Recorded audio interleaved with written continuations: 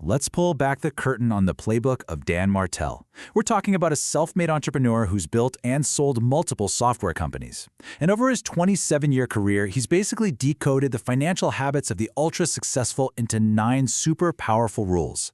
This is a peek into how the top 1% actually think about and handle their money. So what is the big secret? What do they know that most of us just don't? Well, Martell argues that we're basically playing a completely different financial game than the wealthy are. But here's the good news. Their rules aren't some big secret. It's just a totally different way of thinking. So let's break it down. This one simple piece of advice from Martell's dad, this is the core philosophy. It's the foundation for everything we're about to talk about. The whole game is about defense before offense. I mean, think about it. You could earn $1 million a year, but if you spend $1 million in one, you're still going backward. It's not really about your income. It's about your systems and your discipline. Okay, so let's start right where Martell says everyone has to begin. Building your financial fortress. Now, this isn't the flashy, exciting part, but believe me, it is the most crucial part. Because without a strong defense, any wealth you manage to build can just get wiped out in an instant. Here they are, the 3 pillars of that defense. First up, spend within your means. It sounds so obvious, right? But it's really about systematically creating a gap between what you earn and what you spend. That little gap, that's where all wealth begins. The next thing you've got to do is build a buffer, a 6-month emergency fund, in cash. This is not an investment. It's your insurance policy against chaos. It's what keeps one bad month from turning into a totally devastating year. And finally, you have to treat consumer debt like the absolute plague, because it's a trap specifically designed to keep you poor. And this whole idea of consumer debt being a trap, well, it's something Martell learned the hard way. When he was in his early 20s, he saw this sofa he absolutely loved. The salesperson offered him what sounded like a great deal, 0% interest for 2 years. Of course, he didn't read the fine print. And right after that promotional period ended, the interest rate just skyrocketed. That free financing ended up costing him 4 years of payments, a classic consumer trap. You know, Martell's mistake is far from unique. It turns out nearly half of all credit card users are caught in this exact same cycle, carrying a balance month after month. And at interest rates of 22% or even higher, you're not just running in place. You are on a treadmill set to a steep backward incline. Okay, so once your defense is totally locked down, it is time to play offense. This is where you go from just surviving to actually thriving. This is the engine of wealth creation, and honestly, it requires a massive mental shift. And at the very heart of his offensive strategy is his most radical idea, the 10% rule. Now, even he admits this sounds completely impossible at first. But the key is that it's a gradual goal. You don't just jump into it. Maybe you start by living on 80%. Then you work your way down to 60%, then 40%, all while building the discipline and the income to eventually flip the entire script. And this is the goal.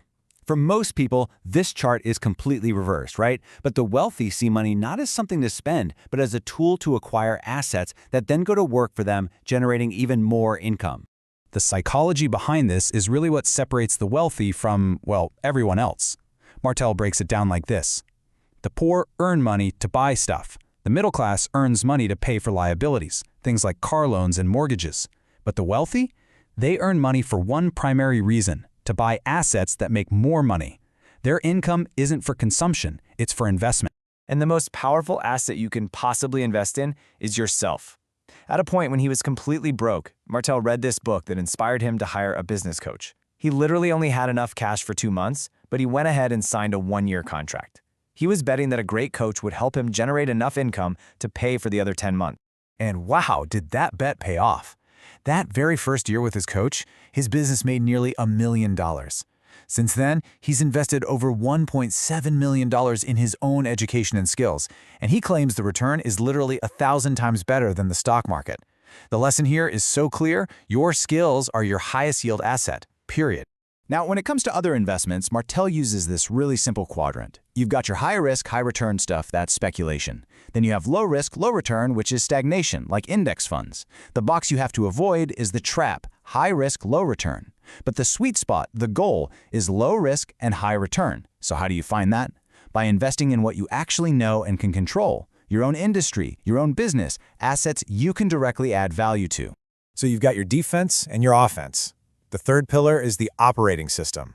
You have to start managing your personal finances with the same rigor and professionalism that you would a successful business. No more just winging it. Every single successful business lives and dies by its profit and loss statement, its P&L. Martell insists every family needs one too. You have to know your numbers, what's coming in, what's going out. And at the end of the month, did you run a profit or did you run a loss? It is that simple and it's that powerful. So many people say, I'm just not a numbers person. Martell calls that what it is, an excuse. Ignoring the scoreboard doesn't change the score. You have to confront the reality of your financial situation if you want any chance of improving it. Facing the numbers is the very first step to controlling them. All right, finally we get to the last and maybe the most important rule of them all. After you've built the defense, the offense, and the system, what is it all for? This is where Martell really shifts from tactics to purpose. This brings us to the ultimate mindset shift. The goal isn't just to pile up a bunch of money. The money itself is actually meaningless. It's a tool, a resource that you're meant to deploy to build a life of meaning and impact. Think of it this way. Money is like a fully charged battery. It holds this immense potential energy. But if that battery just sits on a shelf, it's useless, right? Its only value comes when you plug it in and actually use it to power something, to create, to build, to help, to grow. And this all leads to what he calls the virtuous cycle. First, you use money to buy back your time. You delegate tasks, you automate things, you simplify. Then, you invest that newly freed up time in yourself. You learn new skills, you deepen your knowledge. Finally, you use those enhanced skills to create more value for the world, which in turn generates more resources, and the whole cycle starts all over again, but at a higher level. So, we'll end with this. This is the ultimate question that Martell's framework really leaves us with. It's not about how much you can accumulate. It's about what you choose to create with the resources you gather. If money is just a tool like a hammer in your hand, then the only question that truly matters is, what will you build?